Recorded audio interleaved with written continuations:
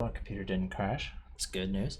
So, welcome back, everybody. Billy and I are having a second part of the discussion. If you didn't catch our stream, we're just recording them and putting them out on YouTube as well.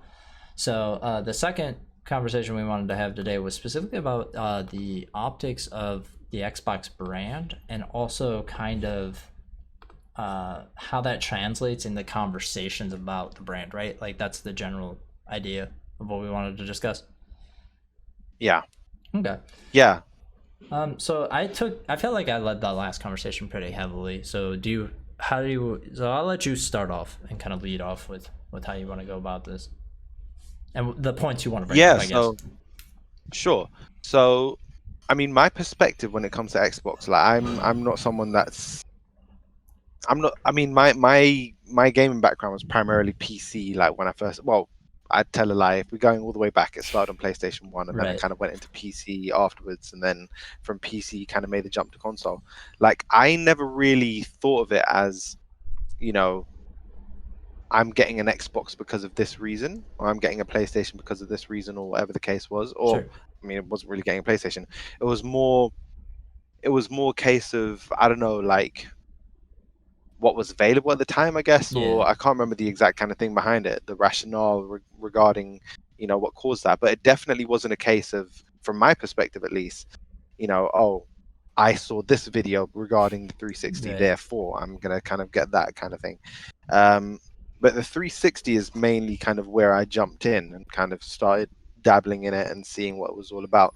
But it really came down to just games, like, and funnily enough, I mainly played multi-platform games, so that's probably why I never really kind of went into that whole thing. And I Sure. never saw like the gaming community on like Twitter. I never kind of got involved with that or in social media in general to kind of see how crazy it was getting. Right. But from what I saw, I mean, I think the best place to start a discussion on this topic is probably 2013 Mhm. with the because that's when a lot of Yeah. people, a lot of the media started, a lot of media elements started to turn in a specific direction. Yeah. As a result of that, it was a springboard for a lot of things in terms of how people viewed Xbox as a brand I at would that agree with time, that. and where they came from Xbox 360. And a lot of people, they didn't have a kind of an idea or kind of a way they would describe Xbox as a brand. The moment Mhm. 2013 came and went,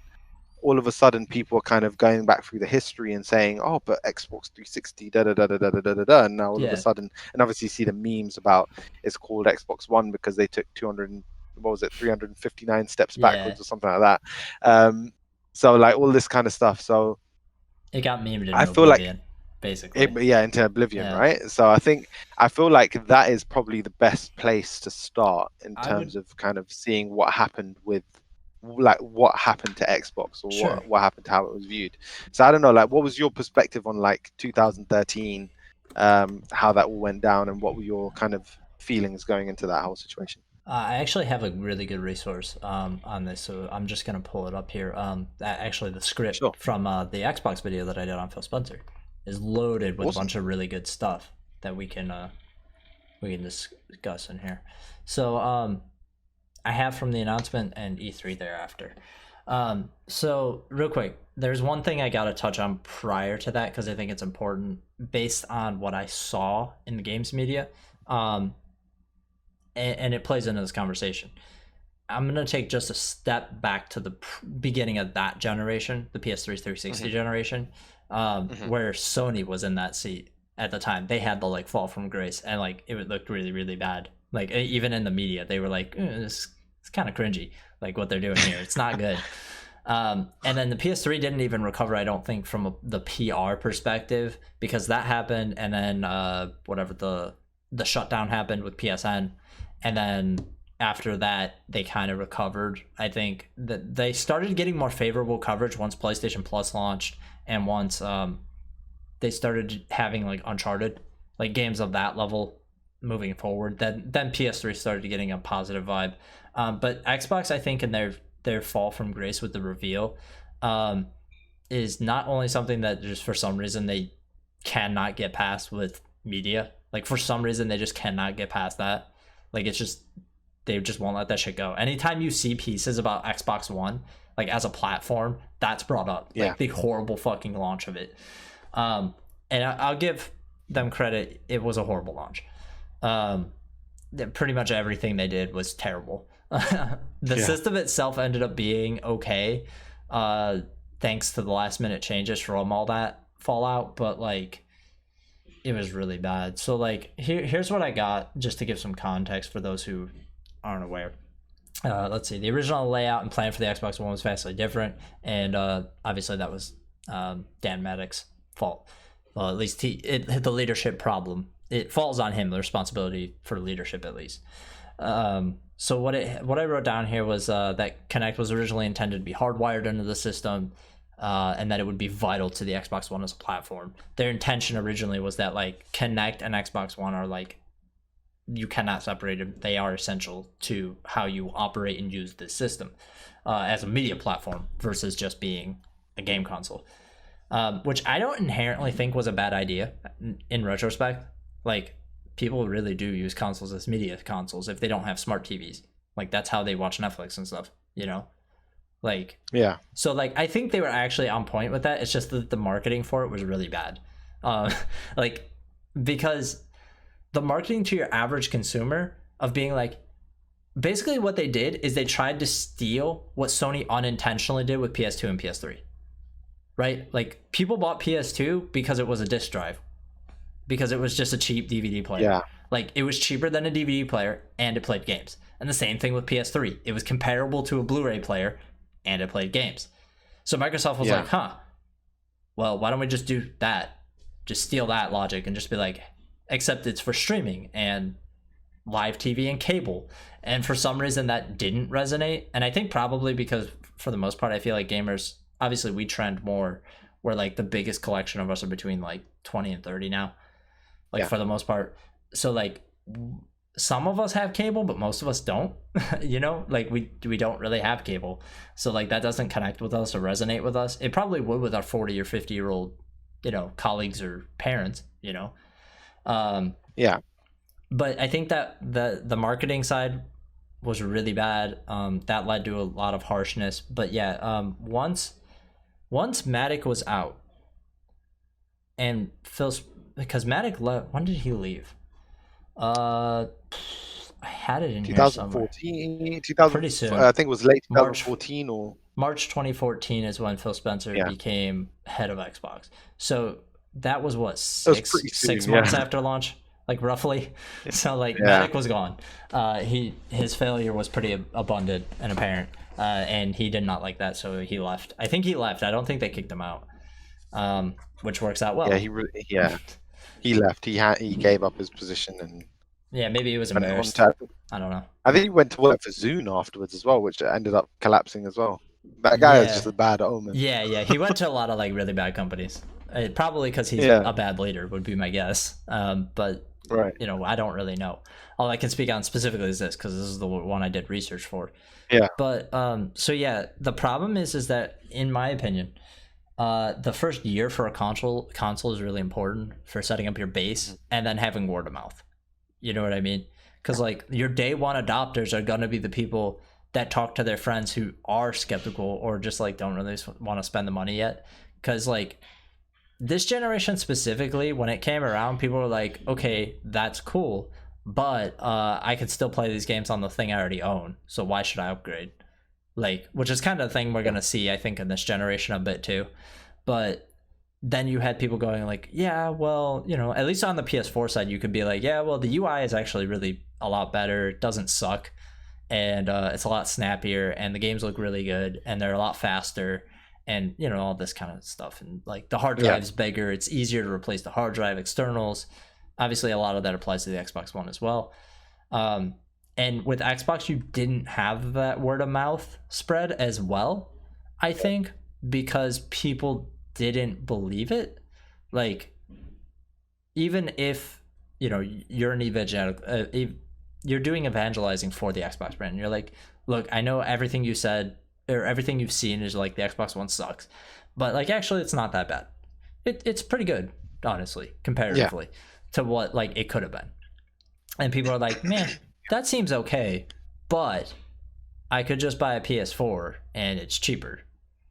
So I think I'll just do that. Easier option. Yeah, it, like Matic totally fucked the Xbox One. Like he really He really did. he needs more of a blame in this than people give him. And like the shit Phil Spencer gets for a lot of the Xbox One stuff is not fair. So I guess that kind of catches us up to now where you're asking. Yeah, the media presence around Xbox One's launch in the first year were really bad because it was like, here's this console that's $100 more.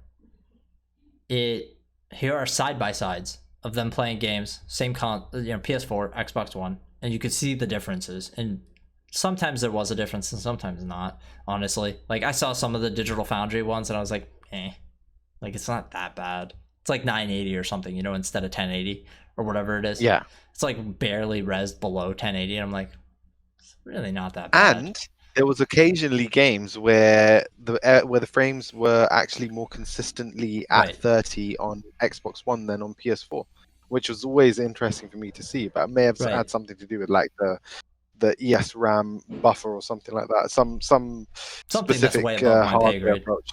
Yeah, something.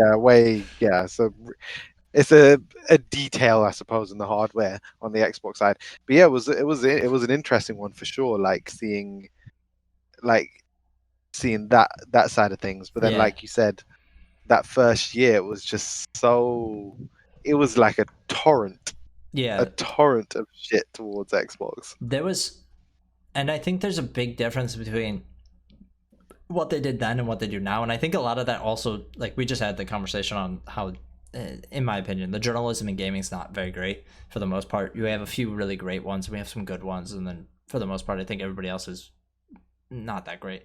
And I think that contributes to it as well, because let me put it this way, Xbox One is not the reason why I have a problem with the bias in the media side of it, which I don't always agree with, but I'll get to that point in a second. But they're not allowing Xbox to have a redemption arc. That's what pisses me off about it. Like they just won't allow it. You know what I mean? Like sometimes they will publish stories like, oh, Game Pass is actually an incredible value. You get whatever, like 200 fucking games, and it's $10 a month, and it's super cheap. Like, and it's a really good deal. And this is like a big deal for gamers. Like occasionally you'll see those pieces pop up.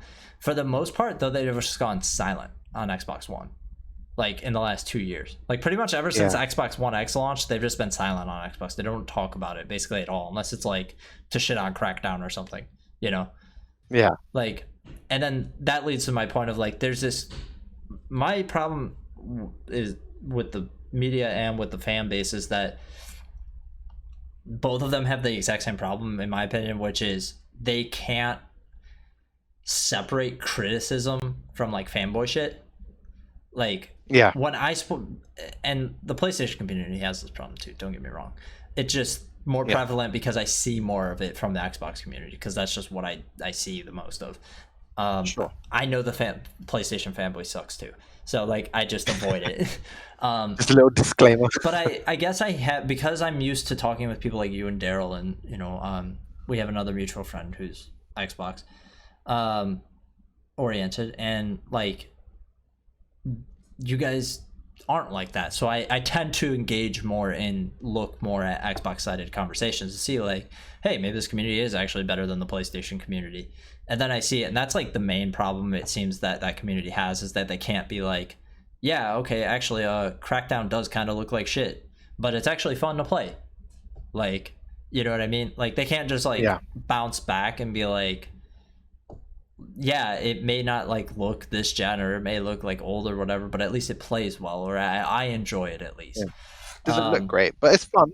Yeah, kind exactly. Of thing. Like, something like that. They can't provide a bit of carrot, bit of stick. The like nuance, bit of stick, bit of carrot. Nuance. Yeah. That you always talk about. There we go. And that's my problem, I think, mainly with the community, because I think it's definitely fair to say, hey, why do you guys not cover the great things Xbox does and not cover the bad things PlayStation does, as much as you do the opposite? When Xbox fucks up, you guys are all on it, and when PlayStation does well, you're all on it. I think those are fair points to make. And if I had to guess, and this could just this is just hypothesis. The PlayStation install base is at least double, right, from what we know. Because roughly the way last time we saw is that the PlayStation's 100 and Xbox is roughly estimated to be around 50.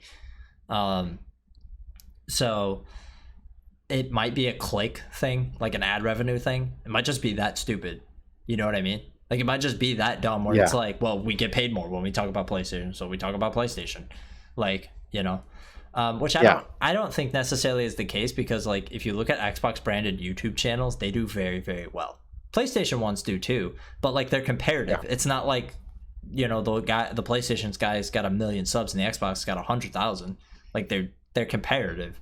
Those communities are equally as hungry. The hardcore bases are. But yeah, so I think it's just those two things that with the media side, I don't really know. I'd have to talk to somebody. We'd have to genuinely talk to somebody. The only person I know that does something like that was Daryl when he ran Fog's, you know, him and you guys ran the Fog site. And then obviously, you know, you work with Level 1. Or is it One Level or Level 1? Level 1 Gaming, yeah. Level1gaming.com. Yeah. Those are the only people I know of in a more personal manner that I can actually like speak to. So like, you know, if for example the guys you work with were like, yeah, on the like a click ad revenue side we make more when we talk about Xbox versus PlayStation, then you would probably lean more to talking about Xbox, whether it's good or bad, and PlayStation vice versa. But I think on the media bias side, PlayStation is very willing to just cut you the fuck off. I don't know if you're familiar with that. I know you and I have spoken before about and I know you out. I know a lot of people, especially on Twitch and stuff like that, aren't really fans of Colin Moriarty, but I think he's pretty authentic, at least in his representation of himself. And so I agree. Like now, because I've kind of spent a fair chunk of time on Twitter, especially, you know, I think I followed him pretty immediately after I kind of joined Twitter. So yeah, I've definitely seen like the Colin Moriarty that is kind of like the human being rather than what I thought he was when he was at IGN. Yeah, you know what I'm saying? When he was at IGN or when he's at Kind of Funny, like you always get a notion that this is what the person's about, but then you just see a whole different side. And it's like, yeah, I might not agree with everything the guy says in general. Agreed. But he's authentic to what he believes in, so you got to respect that. I think that's fair. And I specifically bring him up because, for example, like he got cut off from PlayStation, and he's like one of the most prominent people in that community in terms of like, you know, influencers or like people that cover PlayStation, stuff like that. Like he's in the upper echelon, like top 5, you know what I mean? Like of people that are in that community. And because he like kind of shit talked something about Sony at one point, like on his podcast, they're just like, yeah, actually, not only that, but the PR company that manages Sony, I guess, or at least the PlayStation side of things, was just like, yeah, the person that you used to connect with doesn't work here anymore. Fuck you. We're not giving you copies anymore. Like, so like it could also be something as stupid as that, where Xbox is not as much in a position to be like, fuck you. We're not going to give you review codes. We don't give a shit. Like they could do that. And honestly, in my opinion, I think they should do that, because at this point, the reviewers aren't helping them any. Like, you know, every game that comes out is, at least on the Xbox side, every review I've seen, except for like the second party ones, is like, this is a B game, but it should be a AAA game. Like that's pretty much every review I've seen on Xbox games, like with the exception of like Ori and Cuphead. But those aren't. It's funny. First-party it's funny games. you make that point. It's actually funny you make that point, because just the other day on Twitter, again, the joys of Twitter, right? I see a post. Someone tweet. There was a discussion happening on the same topic of like, you know, like media and how they kind of talk about Xbox, the way they kind of treat and whatnot. And someone was saying how and the position that Xbox finds itself in, which again ties all into like the optics and how it's viewed. They had people, or supposedly, according to one person on Twitter that I saw, they had people on the show, like the media people on the show, the journalists, who are kind of vocally, I wouldn't say vocally anti-Xbox, but people that you wouldn't expect to be on an Xbox show, like an Xbox reveal kind of conference show. And it's just like, why is Xbox doing that. Like, this is what the conversation that was happening. Yeah, yeah. I wasn't engaged in the conversation, but I was kind of seeing it happen. Yeah, I was just just watching. saying, oh, why are they doing this? And I think it's like what you said. It's like Xbox isn't in a position to say, I'm going to only talk to you. I'm not going to talk to you. Yeah. They'll take. They're in a position where they're like, we They're need all not the in the position publicity to be we can like, get. you are fake news. Fuck off. Like, Right, you know? right. It's like it's also like dog. You guys are like yeah, half, like way in third place right Yeah. now. So like there's no clout, and Yeah. it's an interesting way to look at it, in that when you don't have clout as a company, even as big as Microsoft or Sony, yeah. like you really do have to kind of make it. You have I to would play say, your cards. yeah. I was literally going to say the phrase "make a deal with the devil." That's probably Yeah. really harsh, given the circumstances. But it's like kind of like you said, play your cards, right? Yeah, you have Yeah. to really kind of play that. You have to play the game. Well, they're probably Like, concerned if they don't get yeah. coverage that they're like that's gonna hurt them. And to be fair, it might. I'm not sure. Like I said, I'd have to see analytics, which I don't have access to. But real quick, I have one last comment on the like reviewer thing, and then I'll let you continue. But I didn't want to interrupt you because you had a good spiel going. But basically, the review of Xbox games I see now is like, meh, it's a 7 out of 10. Would be better if made by Sony. Like, why is it not? Why is this game not a Sony game? Basically, is like the argument. Like, why can they not keep up with the quality of PlayStation? And there was a really great tweet that came out. I don't know if you've been seeing these as they come out, but as each exclusive comes out for PlayStation 4, people are montaging them together and like, you know, kind of letting animations run together. So you'll see like Uncharted 4 to God of War, The Last of Us to Ghost of Tsushima, stuff like that.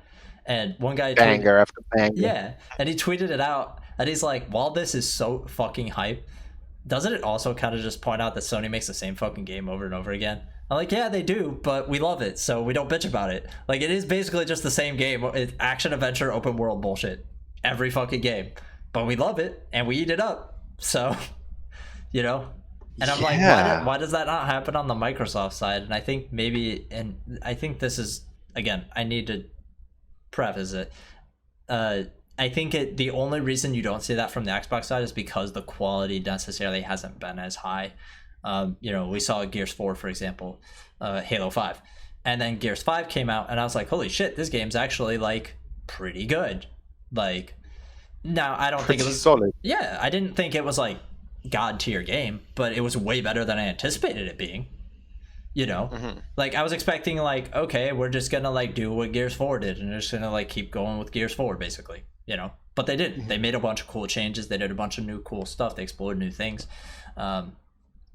So hopefully we see that kind of quality going forward. It looks like Halo Infinite's gonna do that. So yeah. Anyways, you were saying.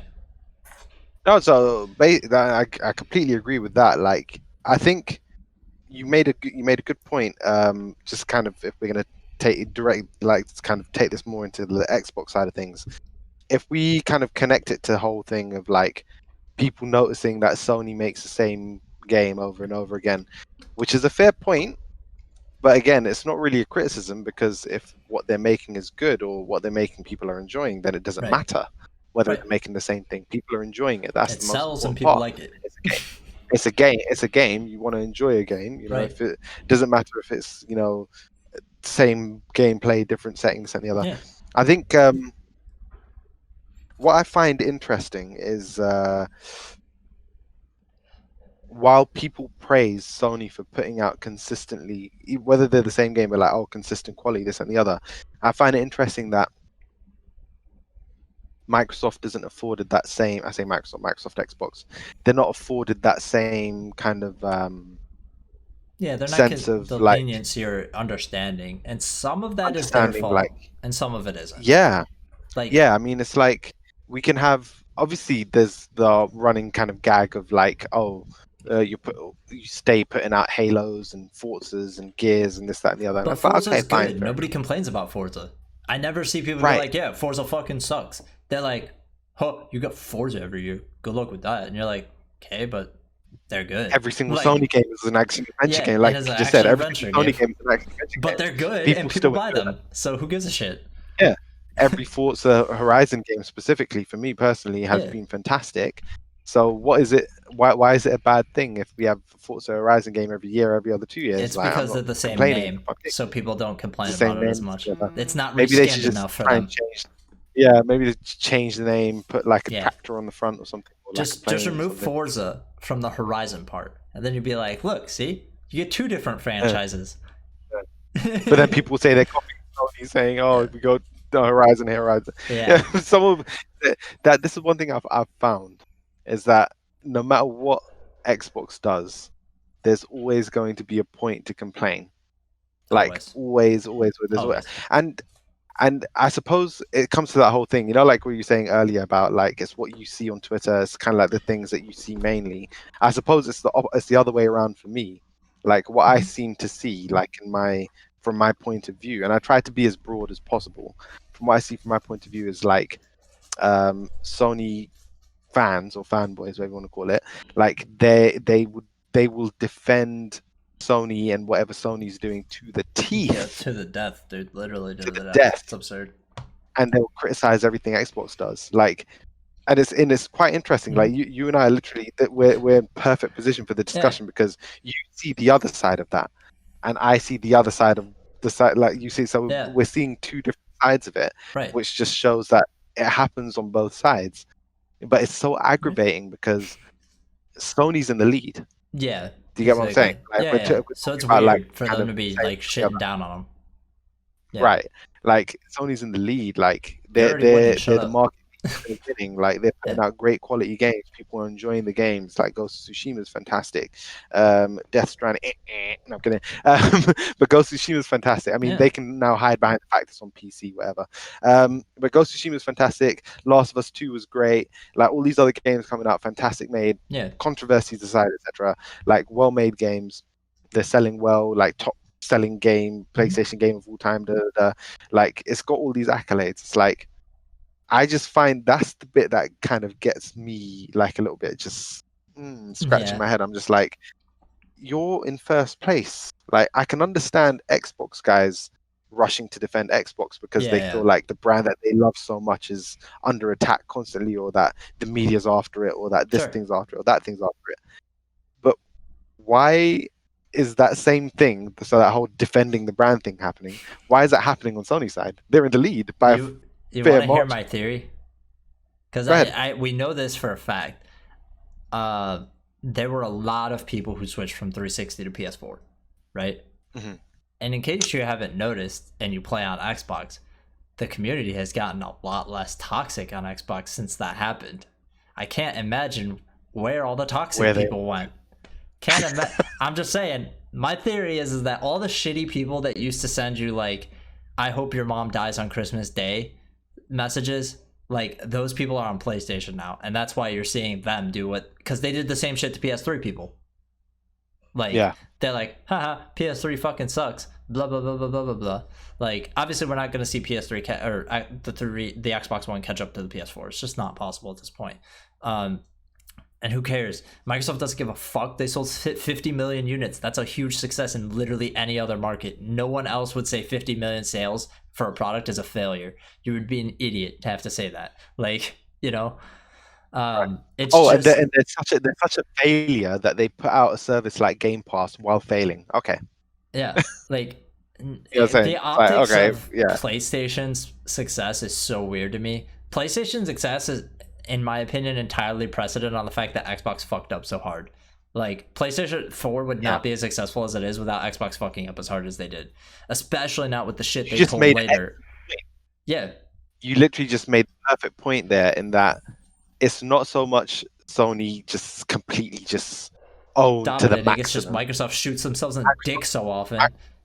Yeah, and Microsoft failed so hard in 2013 that it elevated what maybe if things were level, again we're just theorizing and speculating here, like if everything was level from 2013 onwards, Sony's performance maybe would have been mediocre by like everyone's standard. They would probably see still like 60-70 million sold, but see what I'm saying? And they'd probably be more leveled off. I still think the PS4 probably would have done better, but just because of how it launched.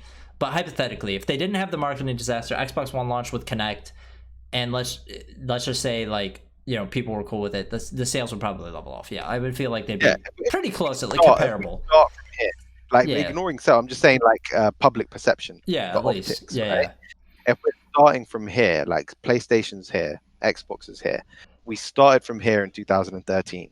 Yeah. Like, no matter how you cut it, like when we start That's a adding all deep these hole. other things in that, the great this and the other, it just increases that gulf. Like the gap makes this Yeah, seem a lot better than it actually is. I would agree. You see what I'm saying? Yeah, yeah, Like the 100%. direct, when your direct competition is so far behind you, I say direct competition, but however you want to put it, like Yeah, yeah. when they're so far behind you, it makes your victories seem so much more than they actually are. And again, all credit to Sony, they're putting out great games, but it's kind of like, again, I return to that word, the nuance. Like Yeah. there's so much nuance to it. It's not just about, and we've had this discussion plenty of times as well. Like me personally, I suppose maybe I'm one of those type of people. Yes, it's a games console. It needs to be able to play games, this, that, and the other. But we're also supporting like a company, and a company has their, business strategy and their business plan, and they view you as a consumer in a certain way. Of Microsoft wants money from consumers, Sony wants money from consumers, but how they get that money from you, those methods are differing as well. And that's the other thing. The whole kind of optics is that obviously Xbox had to change the perception that people had of them, like from the launch of like saying we're gonna like you must get it with Kinect, this isn't gonna change. Even prior to 2013, talking about the whole DRM policies and checking in online and kind of all of these really draconian measures that they were going to put in place. Yeah, they created this perception that Microsoft was this kind of really evil, nefarious company. Little do people know that Sony also has a bit of situation, like in terms of how they decide to go about and do their things and whatnot. right. But it's just like Xbox had to turn around from that, and they had to really, and that's a huge ship. I mean, we're talking about we're looking at Xbox within Microsoft, but for Microsoft in general, to take that element and kind of turn that ship around, so that's a big deal. Yeah, like I want to point to the marketing specifically, because I think the marketing was really bad for Xbox One at launch, and specifically the marketing for Halo 5 was fucking terrible. Like, it was really bad. The truth. And I wanted to piece everything together timeline wise so we could make sense of this. So I believe from what I'm seeing that it was announced at E3 2013, so prior to the Xbox One's launch. I assume that was the reveal of the Xbox One, or is that wrong? Because it launched at the fall of 2013, right? Yes. So, so I remember.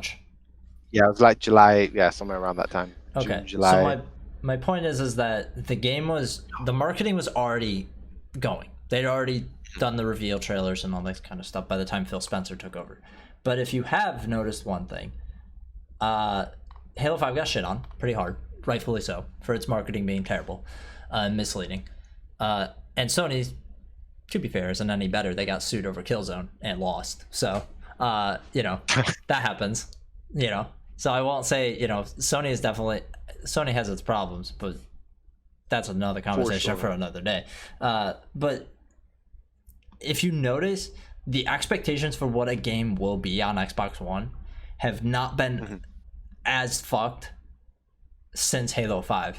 And that's probably because at the time, Phil Spencer took over about a year roughly after that game was revealed. At that point, like, you're screwed. Marketing's already done, right? Like, they're already, like, the hype machine's already started. The reveal trailers are going. Trailers for Halo 5 are being made. Yeah, you're already fucked. Like, he's in too deep of a hole. Like, the only way he could fix that is to be like, actually, this is what the game is. And, like, you know what I mean? And that's gonna be just as bad, if not worse. So, like, no matter what, he was fucked. I'll give Xbox that. Like, they put themselves in a shitty situation because their marketing team totally fucked them on that. But as you noticed, they haven't allowed that to happen again. I'm gonna take a big guess and say Phil Spencer was like, yeah, we're not doing this again. Like, we're not misleading people's expectations. We're going to be upfront about it, what these games are, what they play like, and what the expectation should be going in. Because like, can you imagine Sony doing that with like God of War or Uncharted? Like fucking up their tentpole franchise, like the big, like that's their franchise. Like Halo is synonymous with Xbox. Like when you think of Xbox, you think of Halo. Like if somebody were to tell you, you know, like, hey, what can you tell me about Xbox as a brand or as a platform? Like Halo is going to be in that conversation somewhere.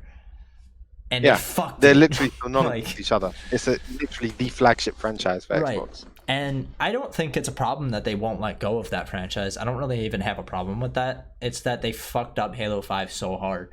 And that, again, helped Sony. Like, because now you've created mistrust. Like, even in people who may have bought your console or double dipped and bought both, you know? Now people are like, oh, well, how do I know what the game you show me is what the game's going to be? Like, why would I buy your game then?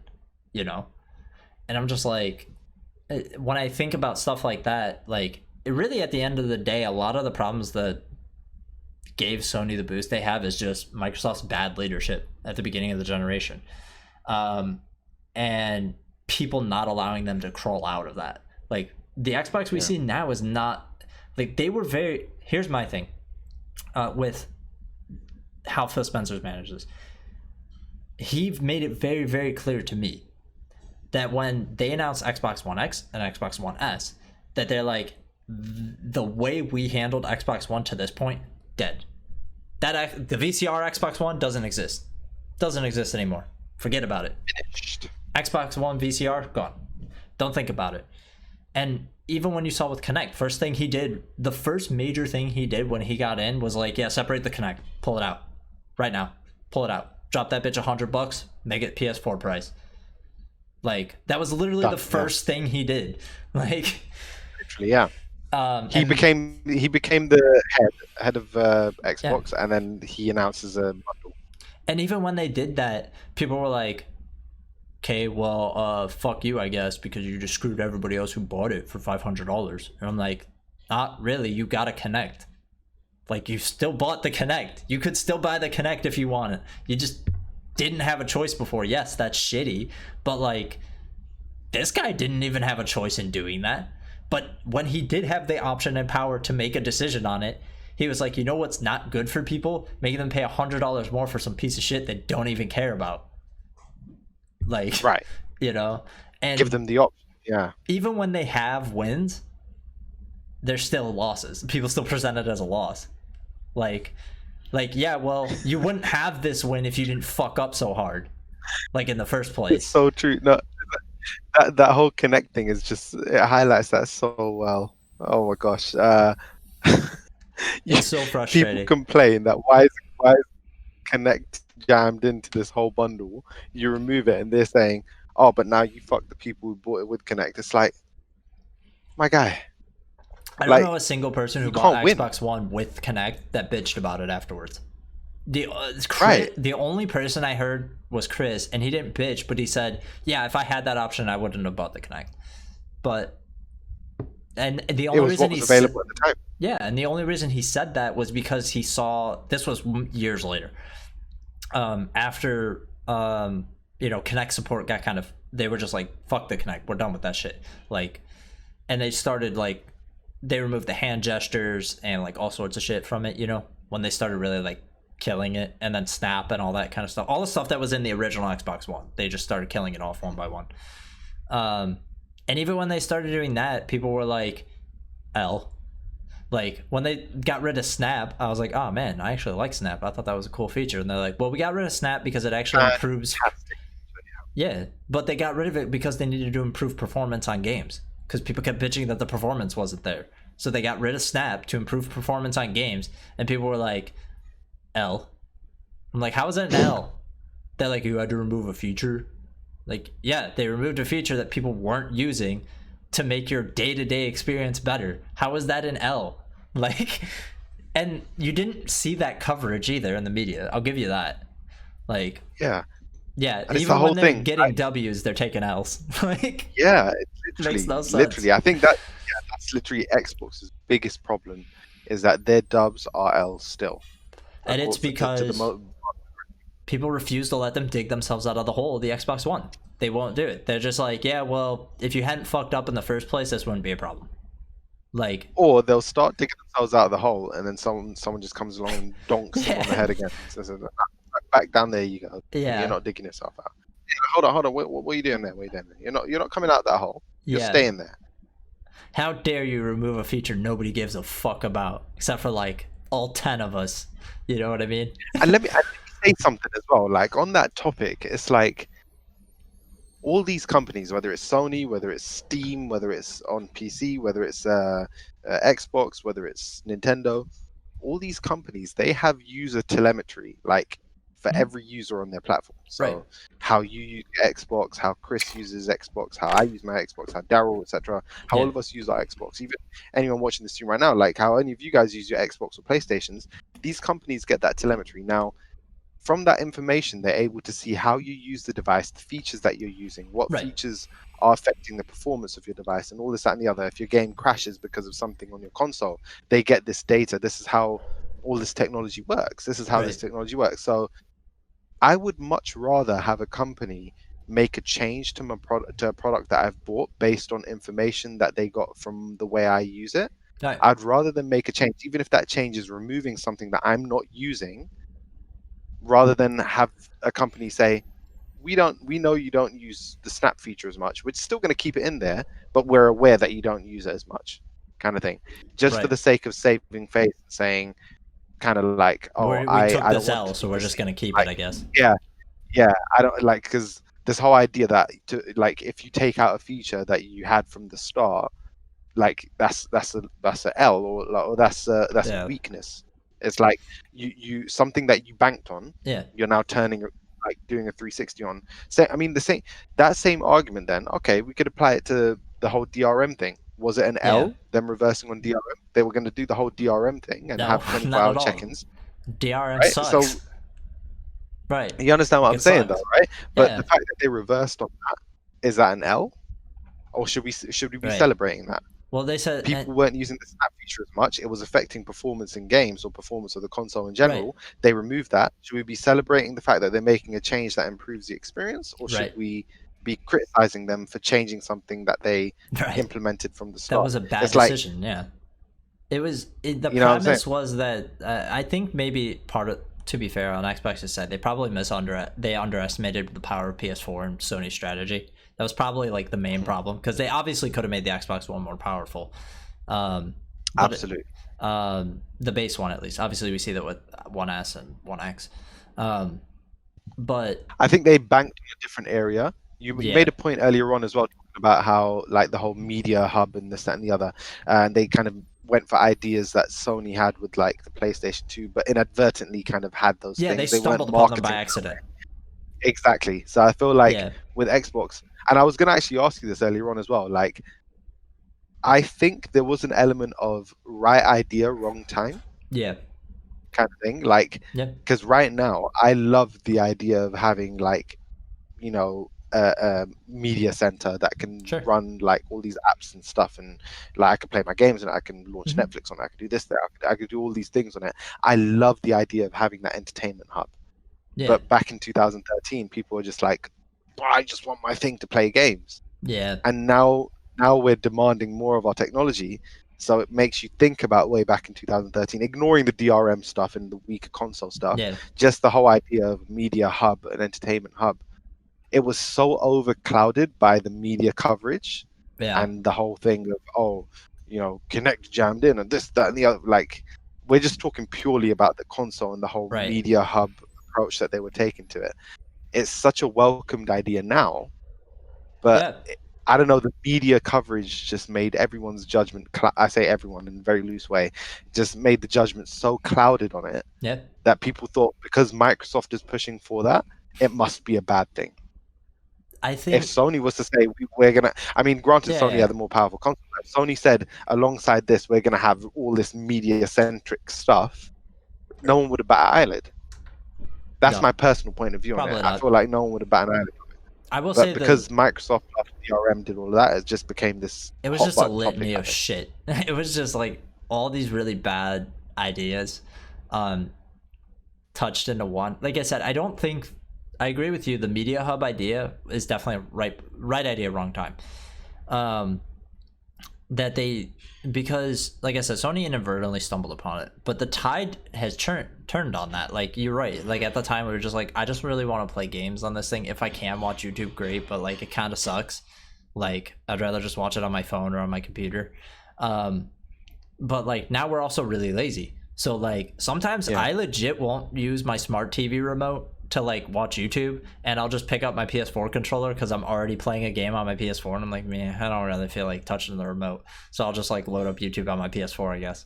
Like, you know, Yeah. and specifically the instance that I saw the Xbox community get mad was when the Switch came out, and Nintendo was like, yeah, we don't have any streaming like video platforms, and then Nintendo community was like, but everybody else has it, can we get it? And like, man, do you really care?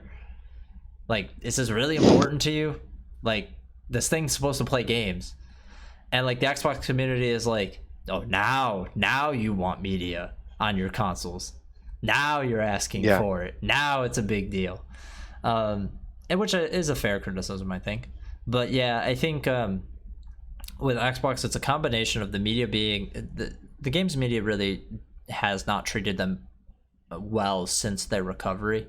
Some have. I'll give them that. Some do a bit better than others, but collectively, they haven't done a great job of being like, look at this platform that was a total disaster that has now turned into something that's very, very promising leading into next gen.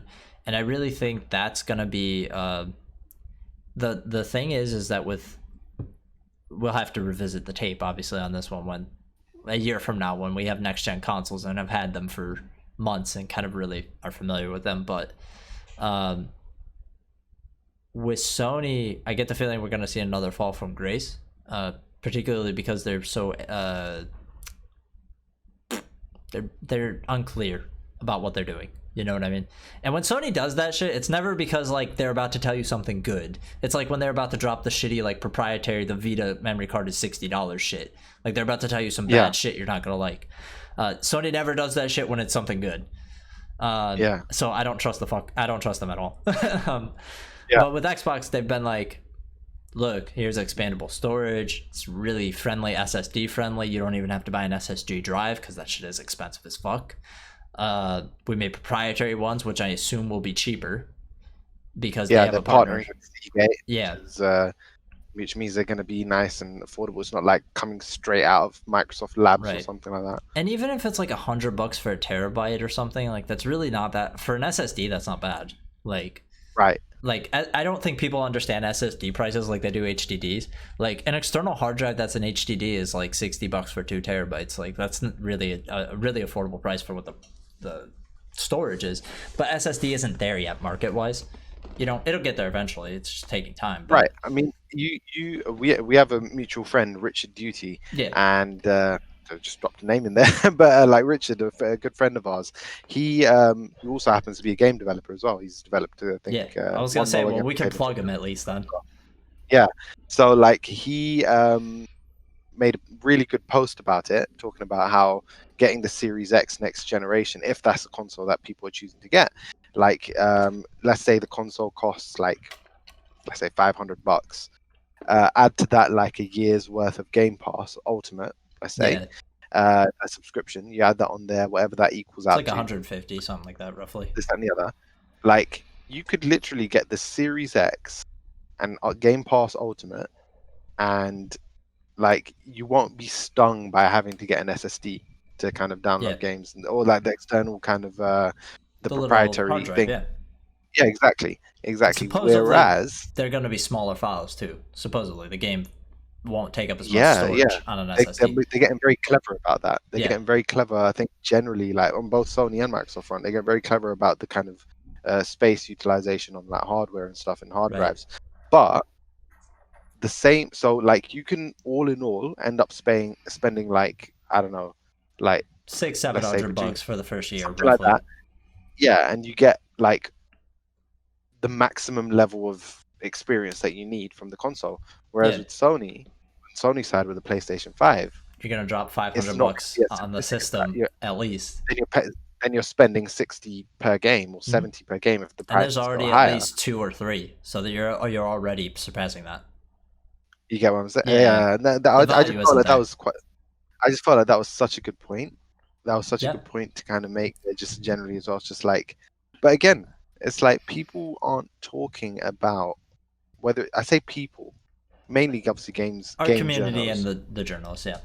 Yeah, like they're not really talking about the important like elements like that. And I think now that the Xbox is kind of really going off on its own road, I think this is the time. I think games journalists and the community really needs to kind of understand now that it's starting to get real corny to kind of like clown the Xbox for 2013. Yeah. Because this They gotta let this shit go. 2020, exactly, yeah, 2020 onwards, this is a completely different Xbox. This is Right. literally Team Xbox is completely different now. All the higher ups have changed. They've turned the ship around. Like this is the first generation launching with Phil Spencer at the head, and and just another little side note. This is like proper little beeline here, but Mike Ibarra, who's like one of the chief engineers at Xbox or something like that.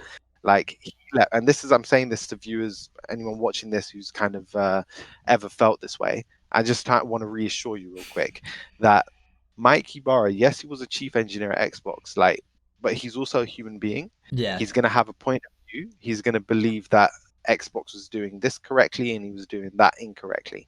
Okay, so what I just want to say is, if you're on Twitter, if you're on Twitter and you see him say something that seems to go against Xbox, he's a human being. He's not going to agree with everything that a certain company did because he worked for them. It's so weird I could work for a company and not agree with everything the company does. Exactly. Mike can work for a company. Gaming companies are the only ones who are held to that. Like, so everybody at their job is like, this company is fucking terrible or incompetent. Like, most people think that. Like, exactly. And I'm not saying like, oh, Mike Ibarra's out here saying Microsoft is incompetent or terrible or anything like that. But I'm just saying, like, because I've seen this happen a fair bit as well, and this again ties in. I suppose it's the naivete of the community, in that they'll see Mike Ibarra, someone like Mike Ibarra, former Xbox staff, saying, I agree with having exclusives for next generation systems. They'll hear him say that and they'll think, oh man, this means Microsoft is shit. It's like, no, it doesn't. Yeah, you could agree that I've got personal friends of mine who I game with, and like on a regular basis, and they say I agree with Sony's approach on exclusive games. I don't. Different point of view, but I also, as a gamer, as a consumer, whatever it is, I accept that Xbox is going down a different route. They're not about that. I think it's the same things. I don't think it's binary. This specific conversation on this. It's not a yes or no. I think actually both platforms are doing what's best for their platform, honestly. Exactly. Like, Sony does not want you to keep buying PS4s.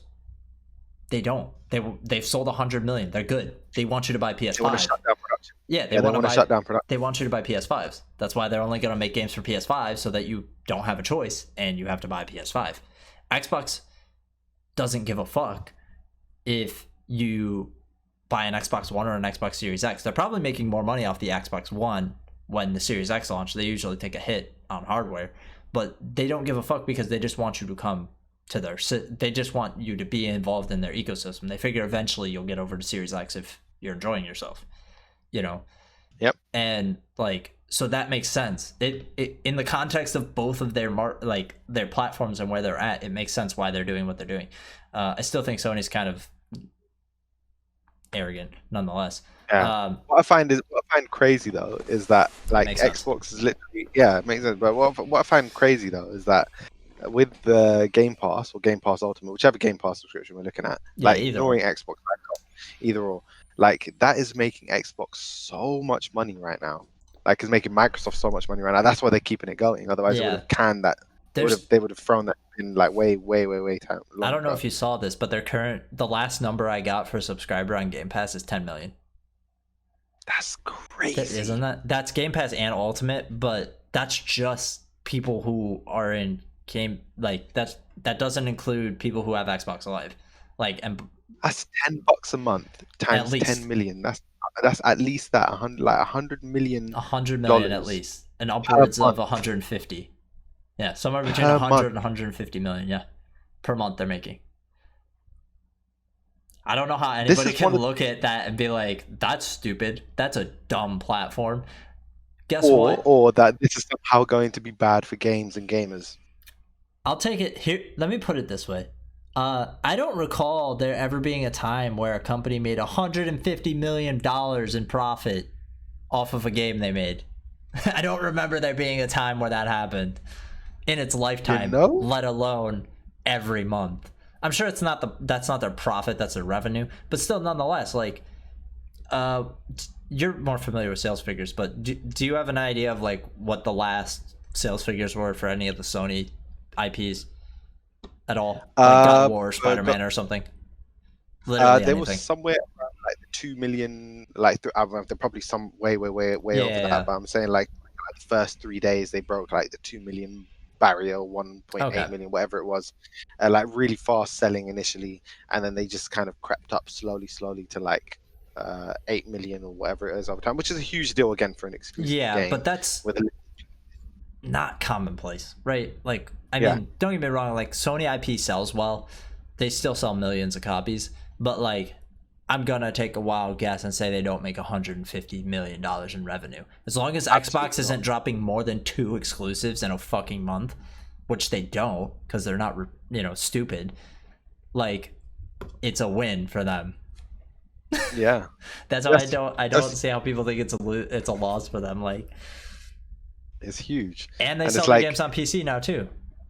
Yeah, what's crazy is that, oh my gosh, like it just boggles my mind. Like, Microsoft are in such, or I say Microsoft or Xbox, they're in such a good position going into next gen. I think it's going to surprise people, honestly, when they're like, how did this happen? We're going to be like, oh, that's because you weren't paying attention to fucking anything. Right, details. I think this is why Sony's being so coy as well. We're going to speculate a little bit. Sony's being so coy because they know that Microsoft has got a real ace up their sleeve. Yeah. Right? They know it. They know what's happening. They can see what's happening. And this is without any other surprises they have ahead. Exactly. Their whole identity, and again, it's that whole. It's like it's been an education actually. To seeing this whole thing play out. It's like Sony is trying very hard to convince gamers that the way they're doing it is the right way. But what Microsoft is doing is speaking for itself. They're not saying shit, and it works. Yeah, but they're not saying like Game Pass exists. You don't see Microsoft saying, "Oh, this is the reason why we're going to win next generation." They're just saying, Game Pass. Yeah, it's a thing. I mean, Phil Spencer will say something like, "I think things like Game Pass are the way of the future," but I think he's just being realistic. Like at that point, I don't think he's like sucking himself off. Like when Sony does that shit, it's like it comes across like super arrogant because they phrase it always in the dumbest way, where they're like, "We didn't do crossplay because we didn't want to deal with the loss of integrity. People have standards when they're on our platform, and we don't want those standards to be compromised." Like, what? Nobody fucking cares about that. Nobody fucking cares. And if you cared that much, just go to Microsoft like you did, and you signed a partnership deal with them, and just go, hey, why don't we just have similar terms of service? Why don't you make the TOS the same, or at least similar or comparable to a way that you guys could like be okay with it? And then you could both be like, wow, we have the same standards or close enough standards where we're acceptable with this. It's really not that hard. Like, but no, they just like, they toss out the like, it's weird. Sony's stuck in old school gaming. Like, there's really like the people they've elevated this generation are really stuck like in the past. Like Jim Ryan's made a lot of really bad decisions, I think, so far. Like, if Sony does well this generation, it's solely based on the product of developers, like, and the engineering team, like, and the success of PS4. Yeah, and the success of PS4. It's got nothing to do with Jim Ryan. It's got nothing to do with the marketing of the PlayStation 5 at all. Because they're doing what Microsoft did in 2013. Like, when people were like, hey, are you going to compete with Game Pass and drop your games day and date on PlayStation Now? And they're like, no, that's never going to happen. We're never going to do that. And they're like, oh, okay. Like, and they still won't drop their exclusives onto PS Now. Like, they're timed. They'll drop the exclusives and then they're timed on PlayStation Now, which is super cringe. Like, It's so it's gross. painful to see. It's Yeah. like Sony know that the executives at Sony know how much money Game Pass is making for Xbox. Somebody Like, at you know Sony's they- got to be screaming, right? Like, Right? here's how I would do it, hypothetically, if I'm over at PlayStation, right? Because my problem isn't that these games, that hypothetically, right? There's somebody at Sony who's like, we can't do this because we're still making money off these old IPs, right? Like, okay, cool. That's not necessarily a bad idea. But like, you're selling God of War and Spider-Man for at a maximum $20 now that they're in best hits. That's your policy. You decided that eventually, after a certain amount of time, we will move them to the best hits and their max price will be $20. Why didn't they hit best hits? Why don't you just throw them on PlayStation Now? Like, because at most you're making $20. Like, you know what I mean? And you'll have like exactly, and then you'll Yeah. have the people that are paying from PS Now, PlayStation Now, like every month. And PlayStation So Now is not more cheap people- either. It's still like $16. It's like almost the price of Ultimate. And you Exactly, don't get PlayStation people- Plus.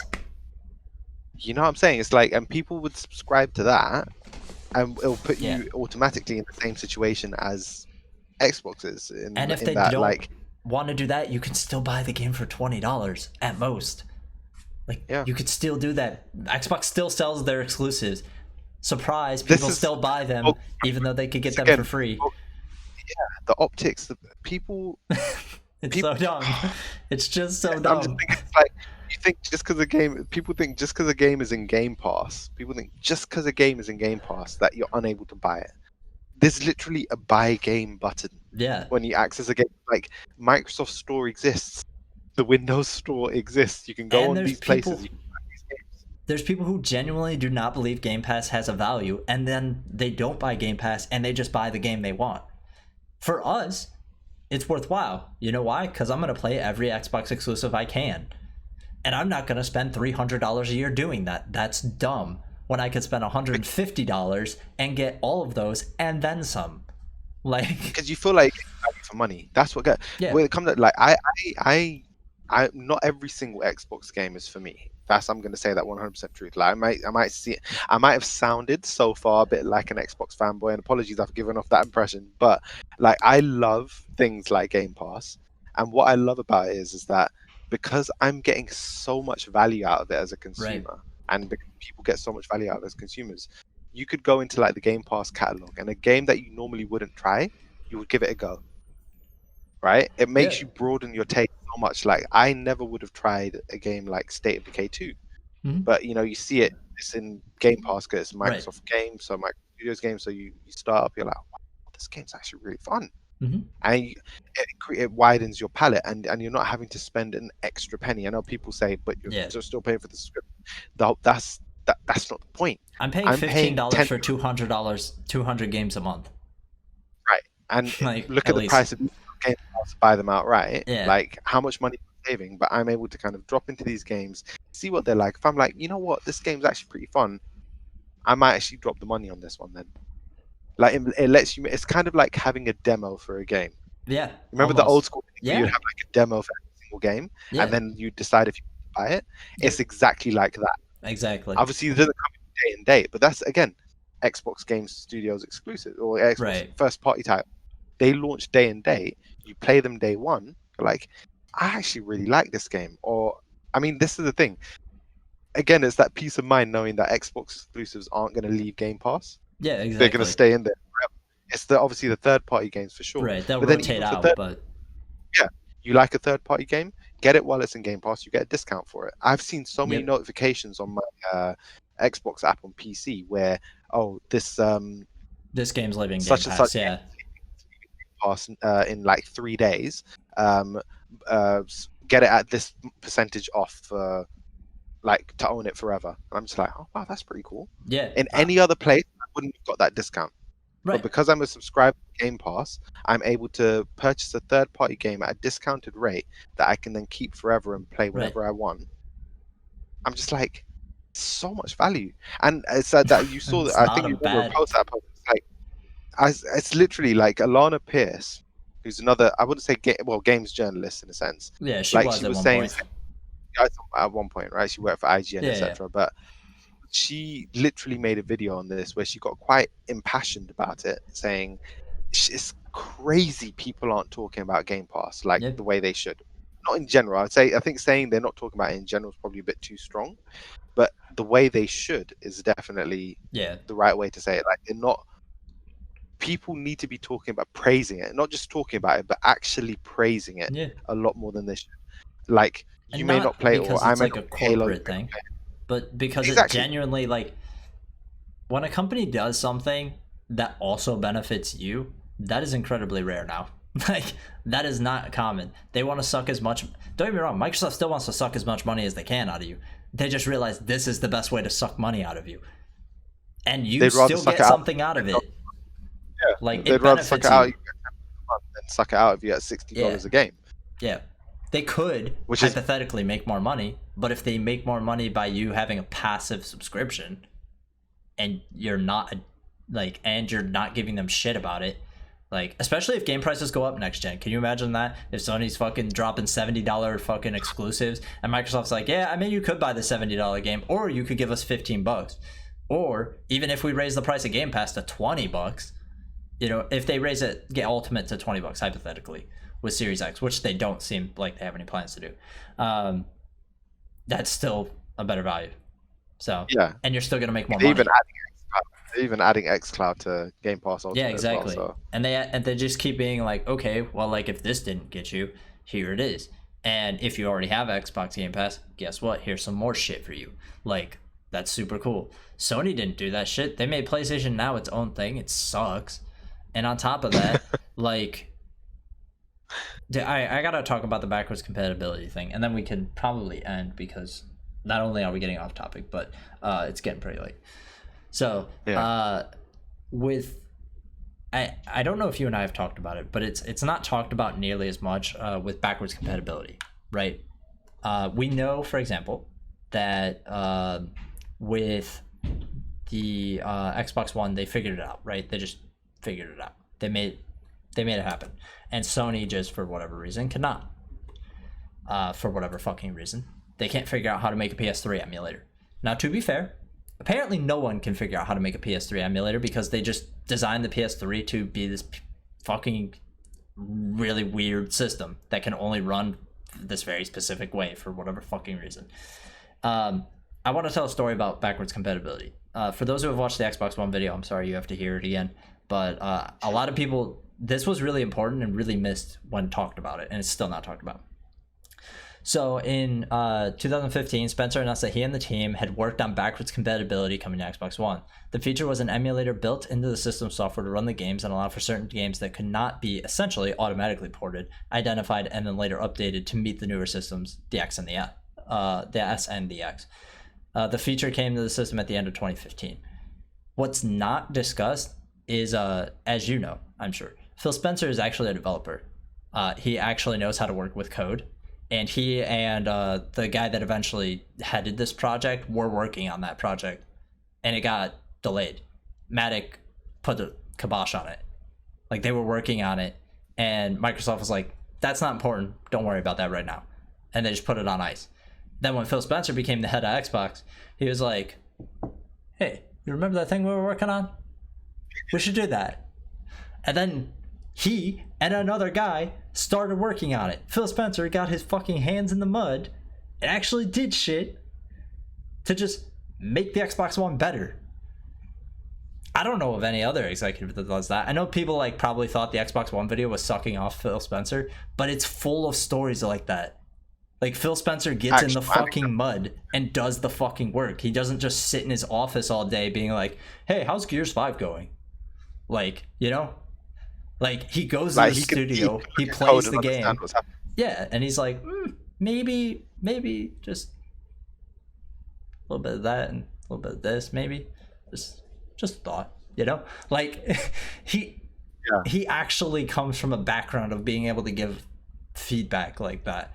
And that story is super important and super buried. I don't know why that's not talked about more. It's not that big of a deal to people. And it really pisses me off personally, because it's just so it's so important understanding how Phil Spencer manages the Xbox One and how the Xbox One's turned around. Like, I didn't even know that until I made that video. I didn't even know that he worked on that project because I'd never seen it anywhere, and I ran a fucking news show when it was announced.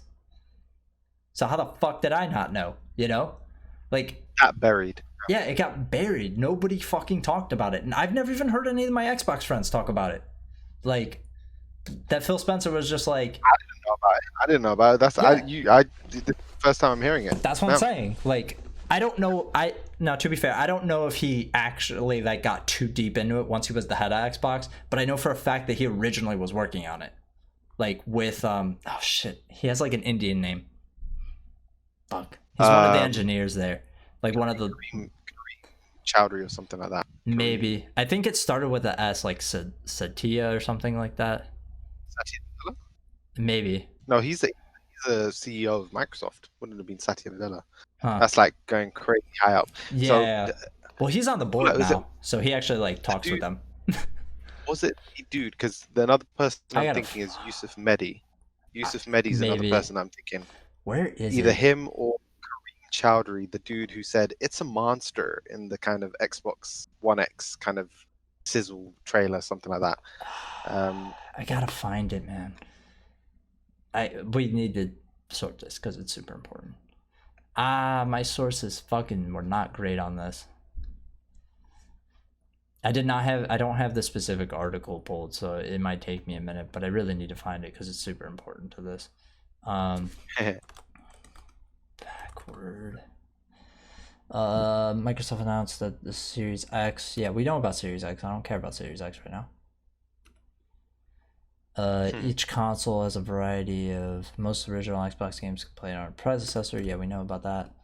God, dude, I wish I could find it, but yeah, I know for a fact, based on the articles and the sourcing I did, that Phil Spencer was super integral to the actual execution of backwards compatibility being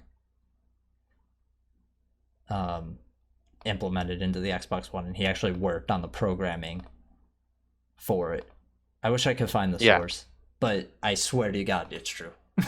I swear to God that he got in the weeds and he actually like helped with that in one way, shape, or form. I don't know if he really like sat down and coded it at the end of the day, but I know for a fact after he told them do it, but I know he started doing it with them, which is crazy. Yeah, even though this is the first time I'm hearing it now, I believe it simply off the back that I know that Phil Spencer worked with Microsoft Studios in terms of a development capacity. The head of Microsoft Studios at one point, right? He started working within Microsoft Studios as a developer. He worked his way up to the head of Microsoft Studios, and then he worked his way up to the head of Xbox. Yeah. So like he's literally been a developer. He's been in the trenches, like creating experience games and programming, and he's seen like how all of these technologies work, like from and he's a smart dude. from quite frankly a point of view that, you know, most executives don't have.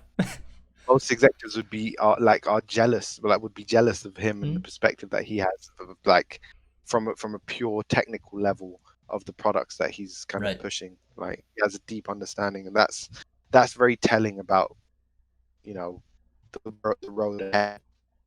Yeah, and I think you just started cutting out a bit, so I hope you were finished. You're cutting out a bit, my friend. All right, there we go. Real quick, I'm gonna go on a little ramble and then we can wrap it up. I think we see that most with Phil Spencer and the late Satoru Iwata, because Iwata was a developer too, and he worked his way up to being the CEO of Nintendo Japan. And don't get me wrong, obviously the Wii U was a great failure, but Iwata also oversaw a lot of really good stuff, and he was also a good leader. So it seems like maybe working your way up from the bottom and understanding the core of your business helps in making good leadership decisions and decisions for your brand. I don't know Jim Ryan's experience. I can't speak to that, and I don't remember. Who was the guy before that? Andrew House. Andrew House. No, Andrew House. He was Andrew House. Yeah. See, Andrew PlayStation. House is another one. He was the CEO of PlayStation. There was Yeah. I Yeah, mean, one person I'll say, the head of Worldwide Studios currently, Herm Holst, he was the head of the head of Gorilla. Yeah, Guerrilla Gang. And Yoshida, I don't know what his background is, but he's been really like, he's been a huge fan of indie games, and now he's working with indie studios and stuff.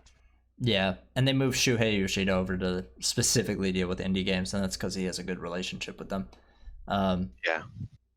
Which is fine. I still want to know what happened to oh fuck, what was his name? Sean.